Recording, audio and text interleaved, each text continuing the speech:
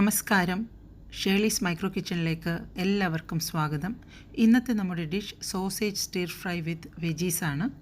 ഈസിയായി ഉണ്ടാക്കിയെടുക്കാൻ പറ്റുന്ന ഒരു വെറൈറ്റി ടേസ്റ്റി ഡിഷാണിത്. എൻ്റെ ഈ ചാനൽ എല്ലാവരും സബ്സ്ക്രൈബ് ചെയ്ത് സപ്പോർട്ട് ചെയ്യുമെന്ന് വിശ്വസിക്കുന്നു. ലൈക്കും നിങ്ങളുടെ കമൻസും അറിയിക്കുമെന്ന് പ്രതീക്ഷിക്കുന്നു. ഇത് സോസേജ് പാക്കറ്റാണ്. ഫ്രാങ്ക്സ് എന്നാണ് എഴുതിയിരിക്കുന്നത്. Basically Franks, sausage, hot dog എല്ലാം ഒന്ന് തന്നെയാണ്. സ്ലൈറ്റായിട്ടുള്ള ഡിഫറൻസ് മാത്രമാണ് ഉള്ളത്. എനിക്ക് ഇവിടെ ഏറ്റവും രുചികരമായി തോന്നിയിട്ടുള്ളത് ഡോഗ്സ് ബ്രാൻഡാണ്. ഞാൻ അബുദാബിയിലാണ് താമസിക്കുന്നത്. ഈ സോസേജ് നന്നായി ഒന്ന് ബോയിൽ ചെയ്തെടുക്കാം. ഒരു 5 മിനിറ്റ് കൊണ്ട് കുക്കായി കിട്ടും.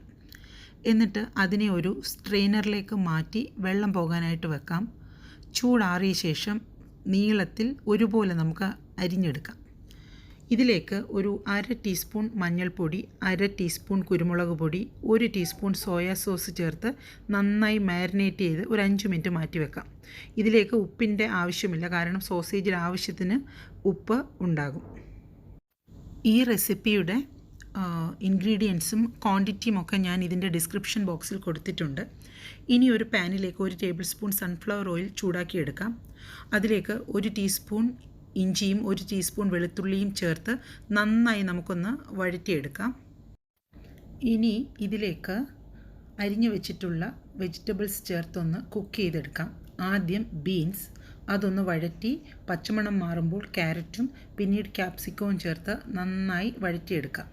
എന്നിട്ട് ഇതിലേക്ക് 1/2 ടീസ്പൂൺ ഉപ്പ് ചേർത്ത് ഇളക്കി ഒന്ന് അടച്ചു വെച്ച് ചെറുതീയിൽ 2 മിനിറ്റ് കുക്ക് ചെയ്യാം. 2 മിനിറ്റിന് ശേഷം നമ്മുടെ വെജിറ്റബിൾസ് നന്നായി കുക്കായിട്ടുണ്ട്. ഇനി ഇതിലേക്ക് മാരിനേറ്റ് ചെയ്ത് വെച്ചിരിക്കുന്ന സോസേജ് ആഡ് ചെയ്ത് കൊടുക്കാം. ഫൈനലി നമുക്ക് ഒരു 2 ടേബിൾ സ്പൂൺ ടൊമാറ്റോ കെച്ചപ്പും 2 ടേബിൾ സ്പൂൺ സോയാ സോസും ചേർത്ത് മീഡിയം ഹൈ ഫ്ലെയിമിൽ സോസേജ് ആൻഡ് വെജീസ് ഒന്ന് സ്റ്റിർ ഫ്രൈ ചെയ്തെടുക്കാം. നമ്മുടെ ഡിഷ് റെഡി ആയിട്ടുണ്ട്. ഇത് ഞാനൊരു സെർവിങ് ഡിഷിലേക്ക് മാറ്റാം. ഈ ഒരു ഡിഷുമായി വരുന്നതുവരെ എല്ലാവർക്കും bye from Shirley's micro kitchen.